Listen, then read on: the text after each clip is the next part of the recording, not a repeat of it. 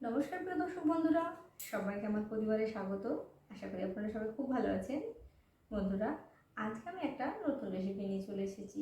আজকে আমি একটা নিরামিষ রান্না করব। আমি বানাবো আজকে কাঁচকলা আলু দিয়ে একটা সবজি। এর জন্য আমি এখানে কলা নিয়েছি, দেখুন 4টে কলা নিয়েছি। কলাগুলো আমার কয়েকদিনের, তাই একটু কালো হয়ে গেছে, দেখতে পাচ্ছেন। এইখানে নিয়েছি 3টে আলু মাঝারি সাইজের, আর নিয়েছি এখানে 1 চামচ আদা, যেন হয় বেটে সেরকমভাবে একটা আদার টুকরো, আর নিয়েছি এখানে 4টে লঙ্কা। এখানে ঝালটা অবশ্যই আপনাদের পছন্দ মতো ব্যবহার করবেন। আর বন্ধুরা, আমি এই আদা লঙ্কাটা বেটে নেব, আর সাথে কিন্তু আমি জিরে গুঁড়ো ব্যবহার করব। আপনারা চাইলে এখানে গোটা জিরে বেটে নিতে পারেন। কীভাবে সবজিটা কাটছি আমি কেটে নিয়ে আপনাদের আমি দেখাচ্ছি, সাথে আমি মশলাটা বেটে নেব। দেখুন, আমি আলুগুলো ঠিক এরকম করে কেটেছি, দেখতে পাচ্ছেন। খুব বড় নয়, আবার খুব ছোট নয়। এইখানে কাঁচকলাগুলোও দেখুন, আমি আধখানা করে নেওয়ার পর ঠিক এইভাবে কেটেছি।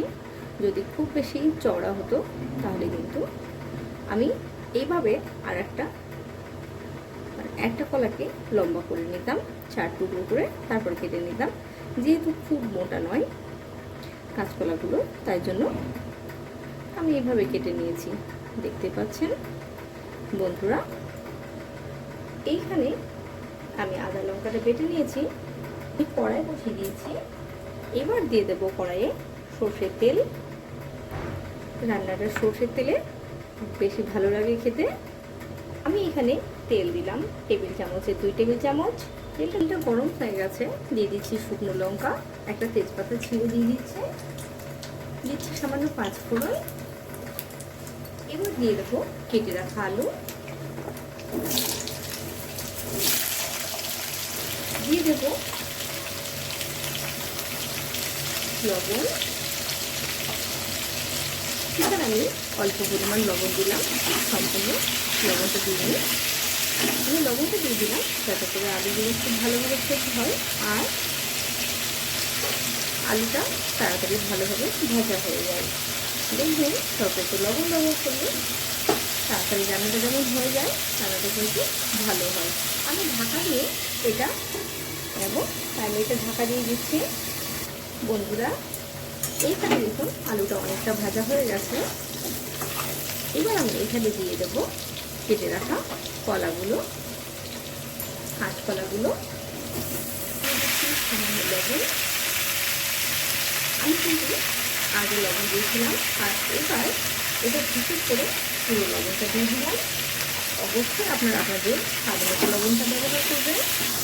এবার আমি এটাকে কিছুক্ষণের জন্য ভেজে নেব। আমি অবশ্যই ঢাকা দিয়ে ভেজে নেবো, চেষ্টা করবেন ঢাকা দিয়ে ভেজে নেবে, তাতে সময় অনেকটা বেঁচে যায়, আর রান্নাটা কিন্তু বেশ ভালো হয়। গ্যাসের ফ্লেমটা আমি মিডিয়াম টু লো রেখে আমি এটা ভেজে নেব। আপনাদের সঙ্গে থাকুন। বন্ধুরা, এইখানে দেখতে পাচ্ছেন কাঁচকলাটা হালকা ভাজা হয়ে গেছে। কাঁচকলা খুব বেশি ভাজার প্রয়োজন হয় না, কারণ আমরা সবাই জানি কাঁচকলাটা খুব তাড়াতাড়ি সেদ্ধ হয়ে যায়। এবার আমি এখানে দিয়ে দেবো বেটে রাখা মশলা, দেখতে পাচ্ছেন। আমি সেটা বেশি ভাজবো না, আমি এবার দিয়ে দিচ্ছি এখানে বেটে রাখা মশলা। দিয়ে দিলাম দুটো পরিমাণ মতো হলুদ গুঁড়ো, দেবো জিরে গুঁড়ো। আমি 4 চামচে 1 চামচ জিরে গুঁড়ো দিলাম। দেব চিনি। এই চিনিটা তরকারি স্বাদটা আরও বেশি বাড়িয়ে দেবে। দিয়ে দেবো কাশ্মীরি লাল লঙ্কা গুঁড়ো, এটা অপশনাল, আপনারা চাইলে দেবেন, না হলে দেবেন না। একটু নেড়ে চেড়ে নেব। দেখুন, এটা আমি এটাকে ভালো করে কষিয়ে নেব। তার আগে যে বাটিতে আমি মশলা বেটে রেখেছিলাম দিয়ে দিলাম সামান্য একটু জল, কষিয়ে নেব। আমি ততক্ষণ কষাবো যতক্ষণ রান্না থেকে মশলার কাঁচা গন্ধ থাকবে, আমি ততক্ষণকে কষিয়ে নেব। আমি কষিয়ে নিচ্ছি, গ্যাসের ফ্লেমটা আমি কমিয়ে রেখেই কষিয়ে নিচ্ছি। আর আমি এটা ঢাকা দিয়ে কষিয়ে নেবো। মশলাটা কষিয়ে নিচ্ছি আর আমি একটা জায়গায় জল গরম করতে বসেছি। আমি রান্নাটাতে জল গরম ব্যবহার করবো। আপনারা দেখবেন যে কোনো রান্নাতে গরম জল ব্যবহার করলে তার স্বাদটা কিন্তু বেশ ভালো হয়। আমি এটা আজ 1 মিনিট মতো কষিয়ে নেবো। 1 মিনিট মতো কষিয়ে নেবো, কিন্তু মশলাটা আমার ভালোভাবে কষানো হয়ে যাবে। বন্ধুরা, মশলাটা আমার কষানো হয়ে গেছে। আমি এবার দিয়ে দেবো জল, দিয়ে দিচ্ছে গরম জল, একটু নেড়ে দেবো। রান্নাটা কিন্তু একদম শুকনো হবে না, বেশ রস রস থাকবে। এখানে আরও কিছু পরিমাণ জল লাগবে, যেহেতু সবজিগুলো আমার ভালোভাবে সেদ্ধ হয়নি। আমি দেখতে পাচ্ছি জল কতটা দিলাম, আপনারা নিশ্চয়ই দেখে বুঝতে পারছেন। দেখুন সবজিগুলো দেখতে পাচ্ছেন এরকম পর্যায়ে রয়েছে। এবার আমি গ্যাসের ফ্লেমটা কমিয়ে রেখে এটা কিন্তু রান্না করে নেব। আপনারা দেখুন, যেহেতু সবজিগুলো আমার অনেকটা সেদ্ধ হয়েছে, সম্পূর্ণ সেদ্ধ হয়নি, তাই জন্য আমি এবার গ্যাসের ফ্লেমটা কমিয়ে দিয়ে এটা রান্না করে নেব। প্রায় 5 থেকে 7 মিনিট রান্নাটা হতে সময় লাগবে। আমি এবার এটা ঢাকা দিয়ে দিচ্ছি আর ঢাকা দিয়ে রান্নাটা করে নিচ্ছি। বন্ধুরা দেখুন, এখানে সবজিগুলো কিন্তু খুব ভালোভাবে সেদ্ধ হয়ে গেছে, দেখতে পাচ্ছেন। এখানে কলা থেকে শুরু করে আলু সবটাই ভালোভাবে সেদ্ধ হয়ে গেছে। এই রান্নাটা আমি কিন্তু 6 মিনিট হয়ে গেল।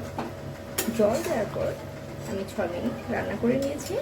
আমি এবার গ্যাসের ফ্লেমটা বন্ধ করে দিয়েছি। এখানে দিয়ে দেব সামান্য ঘি আর সামান্য গরম মশলাগুলো। দিয়ে দিচ্ছে সামান্য ঘি, দেবো সামান্য গরম মশলা গুঁড়ো। এবার এটাকে একটু নেড়ে চেড়ে মিশিয়ে নেব। তারপর আমি এটা ঢেলে দেবো। ঢেলে দিয়ে আমি আপনাদের দেখাচ্ছি এটা ঠিক কীরকম হয়েছে। তরকারিটা দেখতে পাচ্ছেন ঠিক কীরকম পর্যায়ে রয়েছে। এটা আপনারা দেখলে রান্নাটা কত তাড়াতাড়ি হয়ে যায়। আপনাদের অনুরোধ করব আপনারা একবার নিরামিষ দিনে রান্না করে খেয়ে দেখবেন, আর আপনাদের কেমন লাগছে অবশ্যই আমাকে কমেন্ট করে জানাবেন। যদি ভালো লাগে তাহলে ভিডিওটিতে লাইক করে দেবেন। যারা নতুন বন্ধু রয়েছেন এখনও আমার চ্যানেলটি সাবস্ক্রাইব করেননি, তারা অবশ্যই আমার চ্যানেলটি সাবস্ক্রাইব করে নেবেন। ভালো থাকবেন, সুস্থ থাকবেন। দেখাবো অন্য একটা রেসিপিতে। নমস্কার।